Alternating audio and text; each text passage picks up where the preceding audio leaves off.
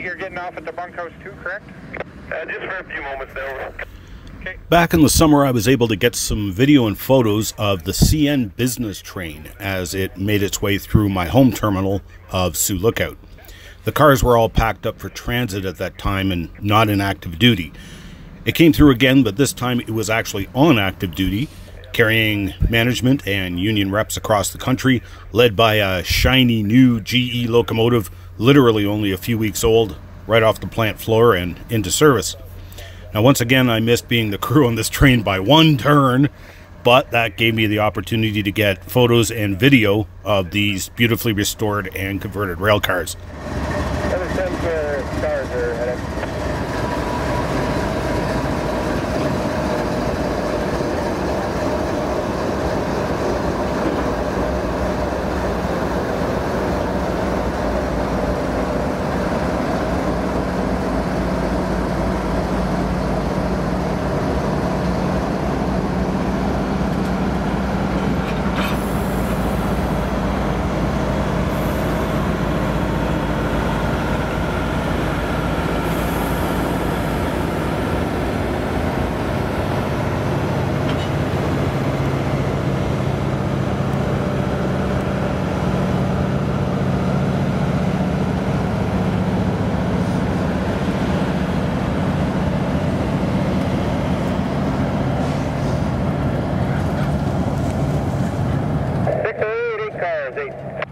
Another 8 cars to the 608, thank you.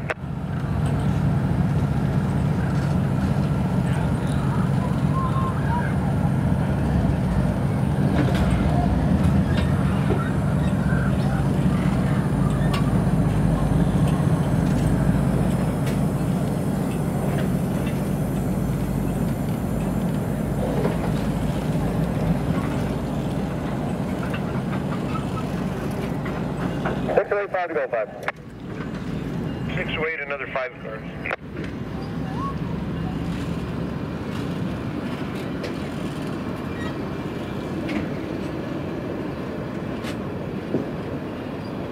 Six oh eight, 3 down, 3. 608, 3 more now.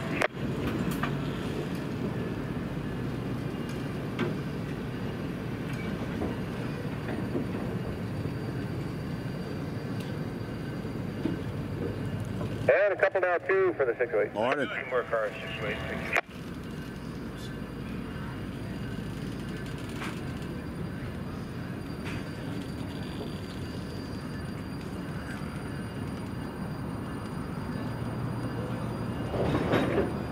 And 608, last one, 1. 1 more cars, 608. Thank you.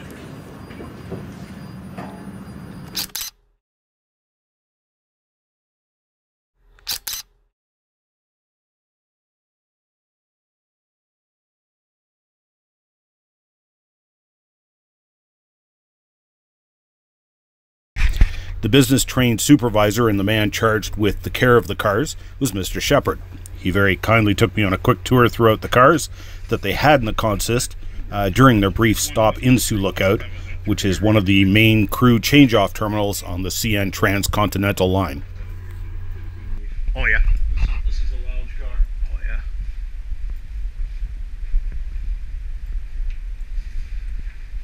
And we got some snacks and stuff.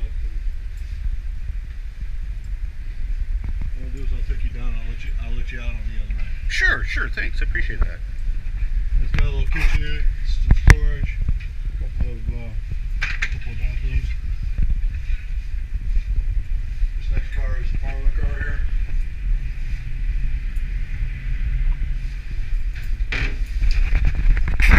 Got most of the old wood stuff in it. So Yeah, look at this. something modern. This is the best car. We're having Gorgeous restoration that they did. a lot of this has still got the original screws and stuff in it. Wow. See, most of this is the original stuff. So what year was this car built? Do you remember? 1928. 28, eh? Behind us that thing. Oh yeah. Original lights when they Original lights. revolved. Original fixtures. Wow. They used to have the bench seats.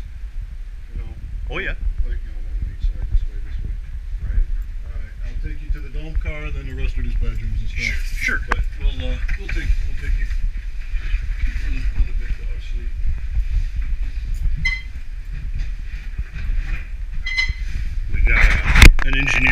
who's also a fellow foamer. I wasn't sure if he was going to show up today this morning or not, but Mr. Orr's, Mr. Corey's bedrooms. We won't go in there. Watch your head. You can go up there. Just watch your head going down. So it's a lot like the yeah. Back in the States. And what surprised me when I was going on the Via was these dome cars are about the same height as the cabs on the locomotives. Yeah, when you guys go by us, yep, I pretty much sit the same height as the engineer, give or take. Yeah. This is a little bar area that comes with this. Look at this. And then we have a little line right there. Gorgeous woodwork, man. Yeah, no, this was done in the 80s. Right? And it hasn't been redone since. And this is the conference room table. We had some meetings and some stuff like along those lines. Yeah, yeah.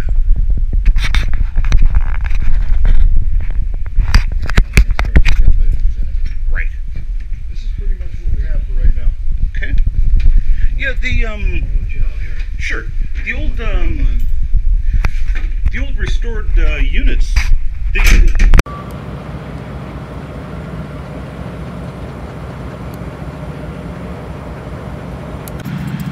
So I missed getting called for this train by one again.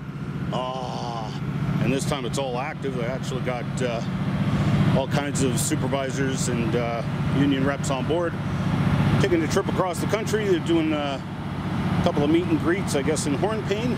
So this is the baggage car, which also doubles as a generator car for all the business cars.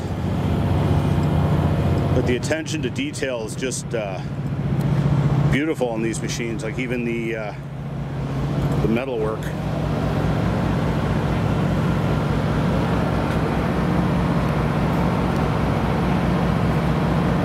And a lot of original woodwork from like the 1920s.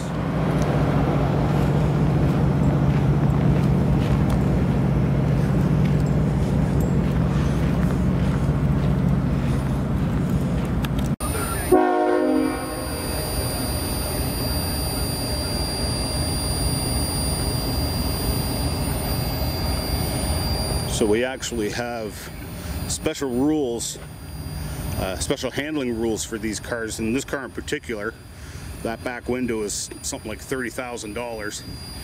And so we have actual rules in our rule book about where in the train these cars can be placed if we're transporting them. And Mr. Shepard very kindly gave me a tour of the whole train.